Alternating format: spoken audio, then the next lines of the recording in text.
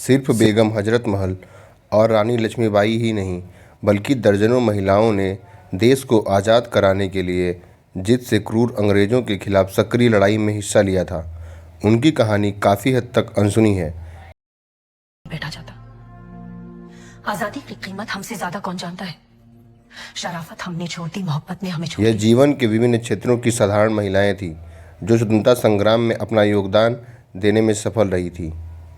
उम्र, तबके और पेशे से परे इन बहादुर क्रांतिकारियों में अगर हम कानपुर की हुनरबाज नर्तन और मनोरंजनकर्ता अजीजन बाई का नाम न लें तो यह हमारे गौरवशाली इतिहास के साथ अन्याय होगा।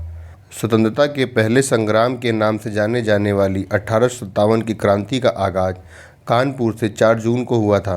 उस जमाने में लोगों के दिलों में बसने वाली प्रसिद्ध कलाकारा अजीजन उन्नीसा का योगदान कभी भी भुलाया नहीं जा सकता। दूर दूर तक उन्हें अजीजन बाई के नाम से जाना जाता था। इतिहासकारों के मुताबिक अजीजन बाई का जन्म 1824 में हुआ था। उनकी मां भी लखनऊ की एक प्रसिद्ध फनकारा थी और अजीजन के दिल में बचपन से ही आज़ादी की चिंगारी भड़क उठी थी। प्रमुख नर्तकी होने के बावजूद वह पुरुषों के लिबास पहनती थी और अपने साथ हमेशा बंदूक रखती थी और सैनिकों के साथ घोड़ों की सवारी भी करती थी। वह जिस महफिल में अपने संगीत और नृत्य का कला प्रदर्शन करती, लोग उनकी खूबसूरती व हुनर से प्रभावित होकर वाह वाह किया करते थे। अव्वल कलाकार होने के साथ साथ वह एक योद्धा भी थी। अजीजन बाई एक क्रांतिकारी जासूस थी जो बड़ी ही चालाकी से ब्रिटिश अधिकारियों से संवेदनशील जानकारी इकट्ठा करके उन्हें अपने साथी विद्रोहियों के पास भेजती थी ताकि स्वतंत्र भारत का सपना पूरा हो सके। खानदानी रईस होने के कारण उनके पास धन संपत्ति की कोई कमी नहीं थी, लेकिन उन्होंने अपने कीमती गहने और सारी दौलत क्रांति में पड़ने वाली ज़रूरतों के लिए अपने साथियों को सौंपकर मातृभूमि में अपना योगदान दर्ज किया था। क्रांति के दौरान अजीजन बाई ने अपने जैसी लगभग सभी तवायफ़ों का एक संगठन बनाकर एकजुट किया और इस संगठन का नाम मस्तानी टोली रखा।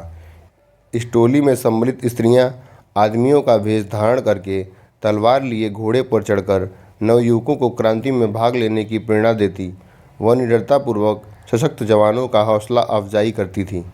जब 1857 की क्रांति की लहर पूरे देश में धधक रही थी, तब मस्तानी टोली की सभी महिलाएं अंग्रेज़ों की छावनी में भी नृत्य प्रदर्शन के लिए जाकर वहां की गुप्त सूचना हासिल करती थी और इन जानकारियों को स्वतंत्रता सेनानियों तक पहुंचाया करती थी।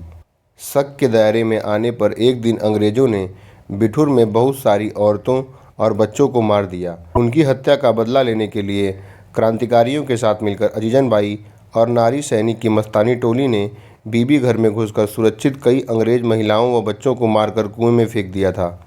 इसकी भनक जब अंग्रेज़ों को लगी तो उन्होंने अजीजन बाई के मोहल्ले को सैनिक टुकड़ी से घेर लिया और वहां रहने वाली सैकड़ों महिलाओं की हत्या कर दी। कईयों को गिरफ्तार कर लिया गया, लेकिन यहाँ भी अजीजन बाई निकलने में सफल रही और नाना साहब पेशवा के वकील अमीमुल्ला खां के पास पहुँच गई। तब पहली बार नाना साहब और तात्या टोपे से उनकी मुलाकात हुई थी। नाना साहब ने उन्हें अपनी बहन मान लिया और अजीजन को एक तलवार भेंट करते हुए राखी भी बंधवाई। स्वतंत्रता संग्राम में बिठूर के संघर्ष के दौरान अजीजन को अंग्रेज सैनिकों ने गिरफ्तार कर लिया। ब्रिटिश अधिकारी उनकी सुंदरता और आवाज़ से प्रभावित थे।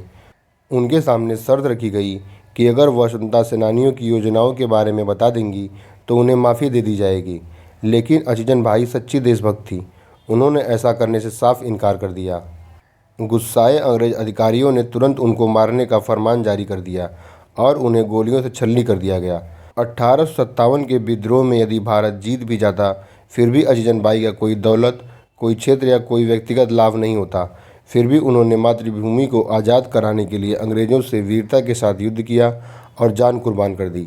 आज भी जब देश में वीरांगनाओं के बारे में चर्चा होती है तो ज़रूरी है कि अजीजन बाई का जिक्र आए। आपको कैसी लगी अजीजन बाई की यह कहानी? कृपया कमेंट सेक्शन में ज़रूर बताएं।